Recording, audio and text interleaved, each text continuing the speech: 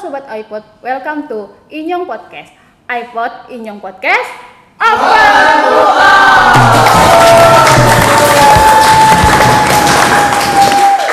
Oke, bersama saya di sini Dina. Saya bersama dua narasumber kita yang akan membahas tentang apa? Tentang Disport Seni. Diskusi ilmiah Pekan Olahraga dan Seni Nasional Universitas Terbuka ke 2022. Tentang apa? Merupakan rangkaian dari kegiatan yang akan dilaksanakan nanti sampai menuju puncaknya di Disnatalis ke-38 Universitas Terbuka. Penasaran nggak siapa saja narasumber kita hari ini? Kita kenalan yuk. Mau kenalan langsung atau saya perkenalkan dulu? Aduh, sepi sekali ini bapak-bapak. Baik, boleh. Oke, yang pertama di sebelah kanan saya ada Bapak Hendy Yudoko SP selaku pengelola informasi dan kerjasama ya Pak ya. Dan sekaligus sebagai Ketua Panitia Disport Seni 2022. Oke, Bapak gimana kabar hari ini Pak? Baik, Mbak Dina. Alhamdulillah, sehat ya Pak ya? Alhamdulillah sehat. Dengan sebelah saya sudah kenal semua belum ya yang di sini? Aduh, sepi banget. Suaranya nggak ada. Oke, dengan Bapak Saifruddin Eskom sebagai bendahara sekaligus Wakil Ketua Panitia Disport Seni 2022. Bapak bagaimana kabarnya Bapak? Alhamdulillah baik Mbak Dina. Ya. Nggak repotan kan ya Pak? Tegang banget kayaknya Pak. Mungkin suaranya agak keras sedikit ya Pak ya? Oke, agak siap. terdengar. Sudah siap dengan pertanyaan saya Pak ya? Siap. Disport Seni kali ini itu tentang apa? Saya sendiri kurang begitu paham ya Pak Hendy. Sebenarnya Disport Seni ini pengertian Disport Seni itu apa sebenarnya? Ya Mbak Dina, jadi Disport Seni seperti yang sudah pernah kita laksanakan sebelumnya dan di perguruan tinggi manapun, Disport Seni itu adalah diskusi ilmiah Pekan Olahraga dan Seni. Itu merupakan ajang bagi teman-teman mahasiswa untuk bertemu dan saling mengadu kemampuan mereka sehingga nanti akan ketemu atau didapatkan bakat atau prestasi yang terbaik gitu. Ya, sekaligus juga ajang silaturahmi nih ke teman-teman mahasiswa UT seluruh Indonesia. Seluruh Indonesia ya Pak ya. Apakah ada tujuan khusus atau umum ini Pak dalam Disport Seni ini? Ya, jadi memang Disport Seni ini ada 3 tujuan ya Mbak Dina. Yang pertama itu tentu saja itu kaitannya dengan Tridharma perguruan tinggi, yaitu khususnya bidang pengembangan bakat dan minat mahasiswa sehingga mereka bisa menyalurkan bakat minatnya dan juga nanti akan muncul bibit-bibit baru dan prestasi-prestasi baru tentunya. Yang kedua itu untuk membangun komunikasi antar mahasiswa UT gitu ya. Jadi kan mahasiswa UT kita itu kan tersebar dari seluruh Indonesia, seluruh Nusantara gitu ya. Nah, dengan adanya ajang ini mereka bisa bertemu walaupun mungkin belum secara langsung ya karena ada yang daring nanti. Jadi tapi paling tidak mereka sudah bisa bertemu dari seluruh Indonesia dalam ya masih dalam suasana Covid seperti inilah ya. Jadi mereka tetap bisa ada silaturahmi. Kemudian yang ketiga untuk menyebarkan peningkatan tentang Sosprom UT gitu, karena kali ini kita pun tidak hanya Internet UT juga mengundang dari PTN dan PTS di luar UT. Oh gitu ya Pak. Jadi Disport Seni itu cuma tidak hanya dari Universitas Terbuka sendiri ya, yang di dalamnya ada UPBJJ, tapi juga dari luar Universitas Terbuka gitu ya Pak ya. Semoga nanti kita cepat melewati pandemi ini sehingga kita bisa tidak hanya daring ya Pak ya, bisa tetap buka gitu ya Pak. Mungkin Pak Udin yang punya pengalaman ya Pak, dulu sebelum Covid gitu ya Pak, sebelum pandemi seperti apa sebenarnya Pak kegiatannya? Kegiatan Disport Seni kan dimulai tahun 2018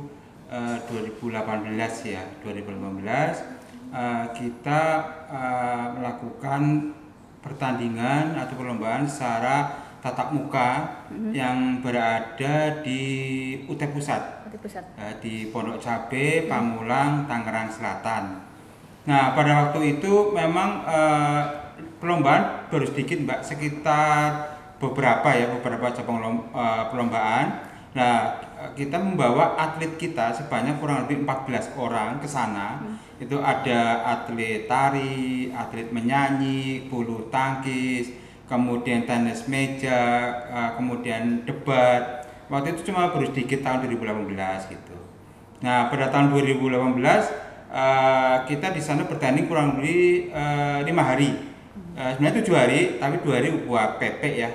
Kita nginep di sana, jadi waktu itu kita nginepkan di Wisma atau di hotel-hotel sekitaran UT Pusat gitu ya. Nah, itu Dan pada tahun 2018 kita menjuarai, kalau nggak salah satu itu juara satu menyanyi putra Mas Sofyan, kemudian juara satu untuk tari Mbak Ayu. Alhamdulillah mereka menang ya, walaupun baru dua, tapi alhamdulillah menang lah gitu ya. Membawa 2 juara ya, juara 1 untuk menyanyi. Mana tari? Oh, tari satunya menyanyi pria. Agak sepi banget sih ya. Kita pernah juara 1 loh. Gimana tepuk tangannya yang nonton? Itu. Kemudian tahun 2019 saya juga kesana juga ke UT Pusat. Itu kita dikasih waktu kurang lebih 9 hari malah. 9 hari itu kita membuka cabang sekitar 16 cabang, sama kita di hotel di sana, di Hotel Grand Beach kalau nggak salah di Lebak Bulus sana. Kita menang untuk banyak waktu itu ya, kalau nggak salah tenis meja juara 1, kemudian juara 2 inovasi TIK nih. Kemudian catur itu untuk harapan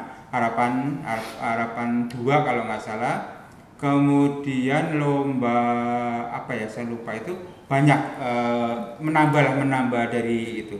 Jadi juara 1 dan juara 2 tahun 2019. Berarti ternyata kita sudah lumayan ya Pak ya, punya pengalaman juara ya Pak ya. Ya, kita alhamdulillah setiap tahun kita selalu ada juara 1 dan juara 2. Kemudian untuk tahun 2020 kita udah sistem daring ya. Daring. Udah masuk daring. Kita waktu itu juara 1 untuk tilawatul Quran untuk pria, kemudian juara 3 untuk Mobile Legend, kemudian juara harapan 1 untuk TIK, kemudian juara 2 untuk poster, kemudian juara satu lagi saya lupa ini kalau nggak salah itu catur online. Kita juga juara harapan 2 gitu. Iya.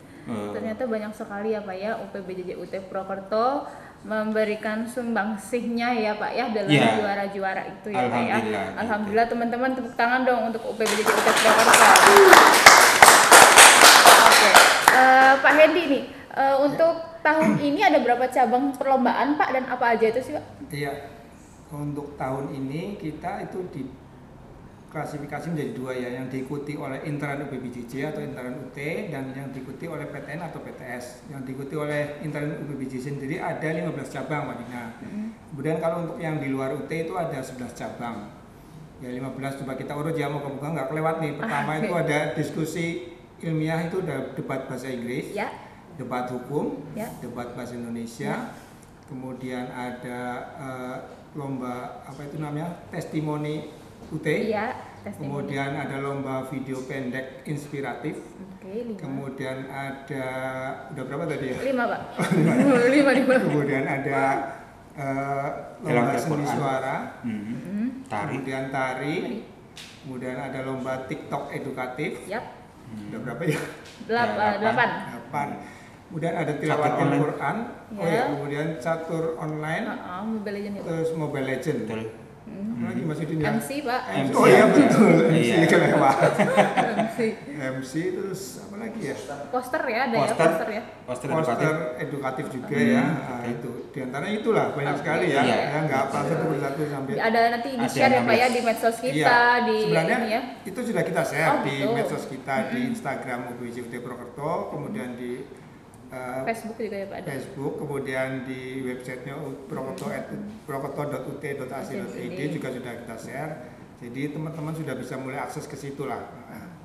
Di WhatsApp juga ya Pak ya, di grup-grup Pokjar gitu udah mulai ya Pak ya. Grup-grup Pokjar, grup mahasiswa juga sudah kita share flyer-flyernya supaya bisa dibantu disebarkan kepada mahasiswa.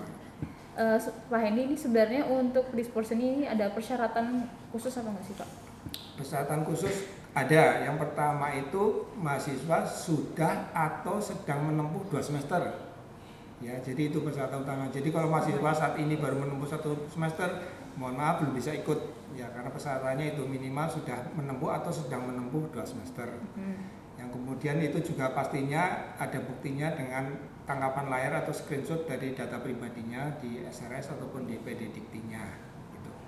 Dari data pribadi itu ya Pak ya, kita bisa cek ya Pak ya.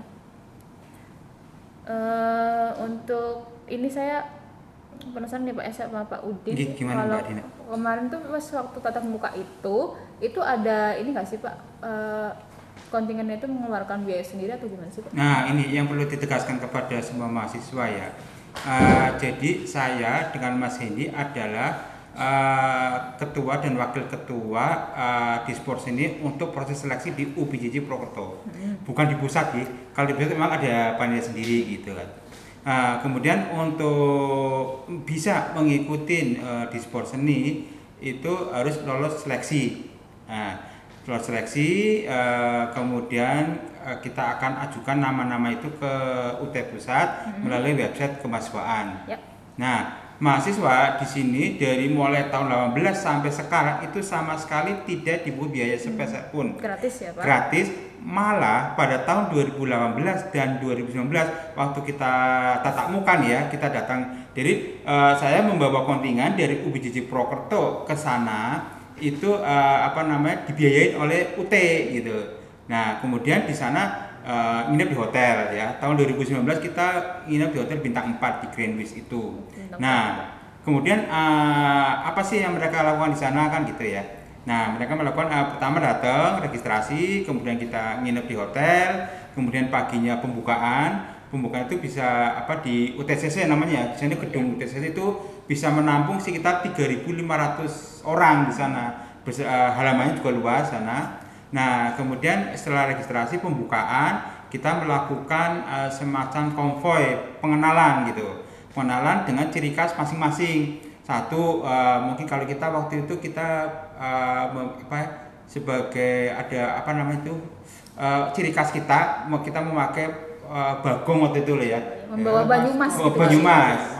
Maskot ya gitu. Maskot Iya. Dan di sana nanti di hadapan waktu itu yang datang menteri olahraga nggak salah sama Pak Rektor, di hadapan sana kita melakukan yel-yel gitu. Waktu itu kok yang terakhir itu orang kepenak waktu itu ya. Jadi waktu itu rame banget waktu itu. Masing-masing daerah kan kita ada 39 daerah ya. Ditambah 30 waktu itu belum 30. Waktu itu di 2019 kita 15 dari perguruan tinggi yang lain gitu. Ikut berpartisipasi dalam ini gitu. Nah, setelah pembukaan malamnya kita ada acara kebersamaan. Jadi kita makan bareng sama rektor dan jajaran pimpinan di UT Pusat beserta dengan mitra ada dari IKUT Pusat, ada dari kementerian. Dan itu kita membaur jadi satu. Kemudian itu adalah musiknya juga. Jadi benar-benar suatu pengalaman yang tidak terlupakan karena masing-masing mahasiswa itu bisa bertemu dengan mahasiswa dari Aceh, dari Kupang, dari luar negeri juga ada gitu kan. Dari Korea, dari Malaysia itu kumpul di sana seperti itu. Jadi kita tahu bahasa mereka, ini mereka itu suatu ajang yang tidak terlupakan lah seperti itu. Nah, begitu siangnya hari ketiganya itu kita lombanya itu masing-masing. Jadi kalau semuanya lomba bulu tangkis di lokasi ini, tenis meja di sini, ya itu akan kita kawal gitu loh, kita bimbing mereka bagaimana mereka mengikuti perlombaan dengan baik seperti itu. Itu sampai sore Mbak. Begitu sampai sore kita akan dijemput. Jadi kita dari hotel sampai UTCC kurang lebih kalau di jarak sekitar 5 kilo. Cuma kalau di Jakarta itu bisa 1 jam gitu ya. Karena macet sih. Kalau yang tahu Cirende itu pasti macet gitu. Nah kita sore pulang. Sebelum pulang kita makan dulu. Makan di UTCC. Setelah itu pulang istirahat. Pagi-pagi kita makan pagi di hotel. Kemudian akan kita jemput. Kemudian kita berolahraga, mengikuti pertandingan itu baik tari semuanya situ. Kemudian kita akan break pada waktu jam 12 sampai jam 1 kita mendapatkan makan sampai sore. Kemudian balik itu selama kurang lebih 7 hari. 7 hari karena hari pertama dan hari ke-9 adalah untuk proses pulang gitu. Nah, semua itu nanti difasilitasi ya Pak? Semua difasilitasi oleh UPJJ, ya sama UT Pusat kalau di sana. Ya. Nah, kemudian biasanya pada waktu hari Disnatalis sehari sebelumnya itu pertandingan udah selesai. maka biasanya saya akan mengajak tim kontingen saya untuk pergi wisata biasa seperti itu ya. Dan itu mereka nggak kalau biasa sama sekali mas mbak, itu nggak pulang sama sekali. Jadi kan kita kesana bawa mobil. Kemarin waktu itu saya ke Taman Mini sama ke kampung Betawi gitu, gitu ya. Pak ya. Nah, itu. Jadi nanti semuanya biaya gratis. Dan mungkin nanti pada saat semifinal saya bisa ke Pak Hendi mungkin ditanyakan ya Pak ya. Untuk semifinalnya nanti apakah diadakannya di UT Pusat apa? Ya, jadi kalau melihat dari buku Dispor Seni yang dikeluarkan oleh Panitia Pusat yang Mbak Dina, itu di situ dituliskan aturannya bahwa sebagian nanti akan dilaksanakan secara luring di UT Pusat untuk babak semifinal dan finalnya untuk beberapa cabang, mungkin nggak semua juga itu. Pak Hendi, penghargaan apa yang bisa didapatkan oleh mahasiswa apabila mengikuti Dispor Seni ini? Ya, tentu saja kalau kegiatan kayak gini yang pertama itu baik peserta maupun ofisial atau pendamping itu nanti akan mendapatkan e-sertifikat ya gitu. Itu nanti bisa diunduh sendiri di link yang akan disiapkan oleh panitia. Kemudian untuk peserta yang menjadi juara itu nanti akan mendapatkan e-sertifikat juga, ada dapat uang pembinaan, kemudian ada dapat medali, baik medali emas, perak atau perunggu gitu. Ditambah lagi akan mendapatkan beasiswa. Beasiswa ya. Iya. Oh seperti itu ya Pak. Iya. Tapi kalau itu memang belum dicantumkan ya. Oh diulang. Jadi biasanya kalau peserta Dispor Seni kalau menang juara 1 itu akan mendapatkan beasiswa selama 3 semester. Kemudian juara 2 semester, juara 1 3 semester gitu. Dan bagi mahasiswa ini kan daring ya. Pada waktu kita secara tatap muka mereka akan mendapatkan seragam Mas Hendi. Kemudian seragam dari mulai sepatu, training, jaket, kaos sampai topi itu dikasih dari kita itu. Kemudian dari UT Pusat akan mendapatkan uang saku selama 9 hari kalau kita tatap muka Mas Hendi. Jadi kalau itu udah mendapatkan kaos, seragam semua ya Mbak ya. Nanti akan mendapatkan uang saku selama 9 hari. Hanya berapa bisa seperti itu. Dan biaya di sana selama di sana itu ditanggung oleh UT Pusat. Jadi mahasiswa itu datang ke sana cukup lomba tanpa modal sedikit pun gitu. Karena ini daring mungkin bukan uang saku ya. Bukan uang saku. Mungkin uang pulsa gitu. Uang pulsa ada. Tergantung ininya Mas, jenis lombanya gitu. Oke. Pak Hendi, untuk masing-masing perlombaan itu ada berapa kontingen Pak yang harus disiapkan ya, Pak? Jadi kalau kita lihat rujukan dari aturan yang dikeluarkan oleh Panitia UT Pusat itu masing-masing cabang perlombaan memang berbeda-beda. Ada yang 1 kontingen, ada yang 2 kontingen, ada yang 3 kontingen. Tapi rata-rata kebanyakan 1 kontingen. Nanti bisa dilihat lebih rinci di buku Dispor Seni ya. Gitu, kita share. Di share-nya nanti kalau misalnya sudah dapat nih ya Pak ya, betul. yang pastinya seleksinya ini ya. Setelah seleksi di UPBJJ kita dapatkan pesertanya yang udah final, kemudian kita akan share buku pedomannya, pasti nanti bisa dilihat lagi di situ. Gitu. Ini saya kurang paham ya Pak, untuk mekanisme seleksinya sendiri untuk di UPBJJ UT Purwokerto seperti apa gitu?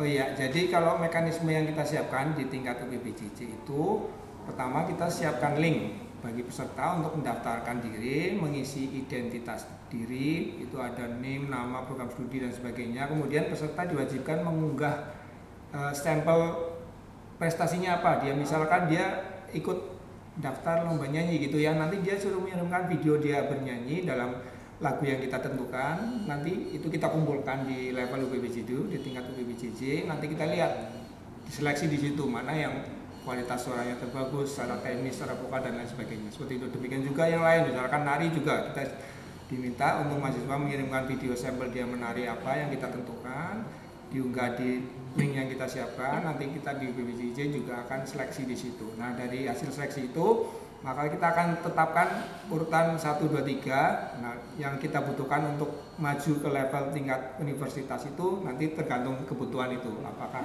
tim atau perorangan, seperti itu kurang lebihnya. Gitu ya Pak ya. Jadinya nanti bisa buka linknya ya. Saya juga kurang ini. Teman-teman ada yang tahu nggak linknya apa? Duh, sepi banget nih. Aduh, Pak Hendi nih bakatnya. Linknya gimana ya Pak? Kalau teman-teman lihat di flyernya sudah ada, tapi teman-teman gitu, bisa cek ya di sl.ut.ac.id, nanti bisa tampil ya di bawah itu. Siap. Ada /Dispor Seni strip bawah underscore rek 41 gitu ya teman-teman ya. sl.ut.ac.id garis miring Dispor Seni underscore rek 41. Oke, karena sudah di-share di mana-mana juga ya. Dan jangan lupa Mbak Dina, batas waktu pendaftarannya kita mengharapkan teman-teman mahasiswa daftar sebelum tanggal 20 Juni. 20 Juni karena ya, kita kan masih ya. ada proses seleksi untuk di level UPBJJ sebelum kita masuk ke batas yang ditetapkan oleh UT Pusat di akhir bulan Juni. Oke, siap-siap. 20 Juni ya, teman-teman, jangan sampai lupa. Pak Udin, ada yang bertanya ini Pak, calon peserta gitu. Saya sudah daftar, terus harus upload video loh. Kalau saya nggak ada, terus kalau misalnya cuma MC tapi saya cuma suaranya aja gimana? Harus upload video gitu, wajib gitu? Jadi kan untuk seleksi di tingkat UPJJ itu kan kita lihat dulu secara administrasinya. Yang saya mau adalah pernah juara apa masjid tersebut, itu satu seleksi. Nah kemudian yang keduanya seleksinya adalah produk mereka, kayak kalau mereka menyanyi tunjukkan waktu mengirim video pada waktu menyanyi. Kemudian kalau seumpamanya kayak catur, biasanya ada punya pernah juara apa itu diupload untuk piagamnya gitu loh. Kemudian kalau yang seumpamanya kayak tari, ya monggo bisa piagam, kemudian bisa contoh tariannya seperti apa. Jadi untuk masing-masing lomba itu masing-masing juga apa yang perlu diupload di situ, Mbak. Terus gimana kalau yang memang mahir banget nih Pak, tapi nggak punya piagam atau sertifikat, apakah tetap bisa ikut? Oh bisa, boleh. Ini kan kayak contohnya kayak Mbak Ayu ya. Dulu Mbak Ayu tanpa prestasi ya, tapi begitu dia masuk ke kita, prestasinya berderet langsung itu, sering menang baik tingkat nasional, ya. Seringnya tingkat nasional kalau Mbak Ayu itu tarinya gitu. Berarti teman-teman, bagi yang sudah punya piagam diupload, videonya juga diupload.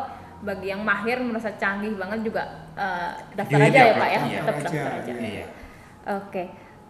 Untuk masing-masing cabang ini nantinya ada pendampingnya ya Pak ya? Ya betul, kita sudah siapkan teman-teman di UPBJJ sebagai pendamping masing-masing cabang. Jadi ada 15 orang, teman-teman bisa cek sekali lagi ya flyernya atau infonya itu di Instagram UPBJJ Purwokerto, di Facebook UPBJJ Purwokerto, di websitenya UPBJJ Purwokerto juga. Di situ sudah ada teman-teman nih bisa lihat untuk cabang olahraga tari misalkan kontak personnya siapa, untuk cabang olahraga yang debat bahasa Inggris kontak personnya siapa, di situ sudah ada semua. Nanti tinggal teman-teman bisa WA ke yang bersangkutan untuk minta informasi yang lebih lanjut lagi boleh. Oke, baik.